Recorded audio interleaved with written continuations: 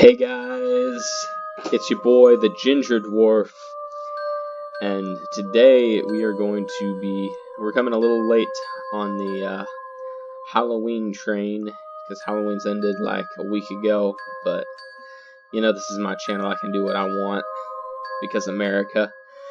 So we're going to be playing this Halloween game called Trick or Treat. It's already kind of looking a little creepy. I like creepy. I have no idea what to expect. I just kind of found it for free on Steam, and I figured this is too good not to play. May as well. This is a visual novel, so let's see what's going to happen. The sound effects are different. I'm not really sure I like them. The sound of our steps, combined with that of the occasional nocturnal animal, is the only thing we can hear. What? Oh, okay. So apparently if you use your scrolly thing on your mouse, it changes the words. Okay. It's terribly dark in this place. The dense vegetation makes it impossible to see the sky or light from the moon. Whoa, guys. Our flashlights are the only thing that light our way. Oh, it's kind of looking a little creepy. At times like this, one begs not to run out of battery. Yeah, you've heard that, man. Keep on doing that again. Okay, yeah, just heard that. We walk without knowing what we are really looking for, or better said, for no reason. We are just a group of boys bored with our lives. Okay. Trying to create a lasting memory on this night instead of staying home doing nothing. Today is October 31st, All Hallows Eve, better known as Halloween. 3 young men walk through a dark but up until now nothing special forest, me being one of them. Okay. We are doing it to prove our courage. It's too bad there isn't a girl around here to see how brave we are. Yeah, I figured that'd pop up here in a little bit. Seeing it like that, no one could say this is a meaningless effort. For a moment, I stopped to look at my watch. It's 1:49 a.m. That means we've been walking aimlessly for more than 2 hours now. 2 hours! In this creepy forest? Holy crap. Boys got guts. I am sure that many people would find a place like this terrifying. Well, yeah. But once you get used to it, the fear disappears, making it feel like normal. What makes us afraid of the dark is that we cannot know what hides in it, what lurks in the shadows. But this is clearly an empty darkness. At that moment, I sigh, feeling how tired my legs are. What is the point of being here? Clearly, we have already demonstrated what we wanted. It would be best to return. Should I tell them? I was about to speak when suddenly the atmosphere in the forest becomes strange. Suddenly, a cold chill runs through my body. It was like any other chill, except it was not going away. For no reason, the air's temperature dropped from one second to the other. So much so, my breathing becomes visible turning into mist. It doesn't end there. The air is now filled with a rotten smell, just a little short from being unbearable. This is actually quite interesting. Images of worms and flies soon appear in my head, giving me a really unpleasant feeling. We all stop at that moment. Axel, what's happening? I ask, confused, while turning to look at my friends. By the expressions on their face, it was easy to know that they were just as lost as I was. It was then that we heard footsteps nearby that did not come from any of us. We all got dead quiet after that. I don't know if it was out of fear or to check if it was not a mistake, but we stayed motionless, like statues, without making a noise. Just looking at each other's faces, wondering the same thing. What was happening? As if I could know. We heard the steps again. They clearly belonged to a human, or at least to a large animal, but there's something strange about them. It sounds as if the person walked, dragging one foot. Just thinking about it made me shiver. Ooh, boys, it's getting interesting. Damn! Why is this happening? It makes no sense. Who's this friend? Is that just his name, friend? I don't know. We should have returned home before, but now it's too late to regret it. Well, I don't think it's too late to regret it, but well, we're about to find out. I have the feeling that we are being stalked by someone. The strange footsteps stop, but I'm still feeling the presence nearby. I don't know where it is, but I know that it's looking at me.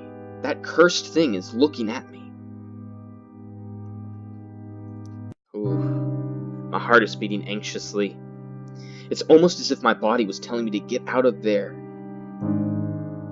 But strangely, my friends seem unable to perceive it. It seems that it's gone. It must have just been an animal. Said one of them, convinced that we were safe. I would like to believe that too. We had a sigh of relief, however, bad luck would soon strike us again. This is creepy. Unexpectedly, the forest becomes darker than before in just a blink of an eye. But that wasn't the fault of the forest, but of our flashlights which went out. Of the three, only one, mine, was still working. What's going on? Did the batteries die? Asked one of them, scared, while both beat them desperately as if that was going to revive them. I can't blame them. The idea of walking in the darkness was not pleasant for anyone. But after a few moments, we had no choice but to resign ourselves to that. Once more, the sound of our footsteps is heard, but the silence is different now. We are not quiet because we have nothing to say, but because we are afraid. We continue walking despite the fear that invades us. Visibility is almost zero, but we have no choice. In theory, we were walking back, looking for the exit, but I cannot remember anything of this forest. We could be walking in circles, and I would never notice it until it is too late. I hate the thought of it. I just want to get out of... Oh, what's going to happen? Well, what's going to happen? ... Suddenly, my thoughts are silenced. We heard the footsteps of someone, or something. Once more, the three of us become statues awaiting the presence to go. I hold my breath while feeling my heart beating anxiously. Damn! Get away from here and leave us alone.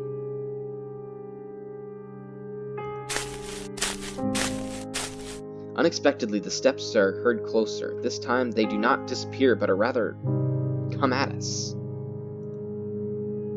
I can't stand it. Desperately, I move my flashlight everywhere, looking for the author of those footsteps. Hoping for the light to reveal our identity and erase our fears. Nothing, nothing, nothing. Is that all there is around here? Just empty air? My anxiety grows with each failed attempt. I refuse to believe that it was a ghost. Suddenly, when I move the flashlight again, I see a silhouette. I could not distinguish what it was, but for a moment, the light revealed something. Quickly, I blinked to the same place to discover it was gone. I hold my breath anxiously. It was not an illusion. I am sure that I saw something. It was then that I heard something nearby. Without even thinking, I aimed the light toward that place.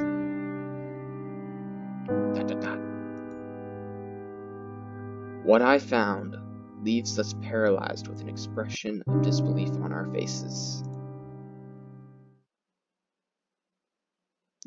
It's a cat. It's a freaking cat. It is a white cat with eyes of an intense red which stand before us. Oh, okay, so it has red eyes. That's the okay. Her look is not the friendliest, to say something. Somehow I get the feeling it's a female cat. Okay, so it's a white female cat. Okay, with red eyes. Suddenly she lets out a thunderous meow that leaves us terrified. It sounded more like a lion roaring than a simple cat. Okay, well then, if it sounds like a lion roaring, if it's just a cat going, that's kind of wimpy to be scared of. But if it's like a lion roar, okay. The echo of her meow is heard throughout the forest, making it sound more sinister than it should be. It was then that suddenly an inexplicable force hits us three. Oh. I fall to the ground, and little by little my eyelids close. The fatigue becomes unbearable. I lose consciousness on the ground of the forest without knowing what was going on to happen with me. Oh, boys.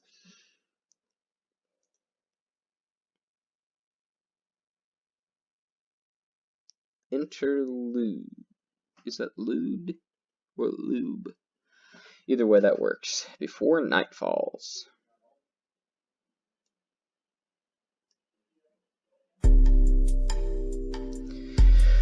Well, guys, I think I'm going to end it here because we just kind of finished a chapter there. I'm really interested in this, and I hope that you guys are too, because I'm going to keep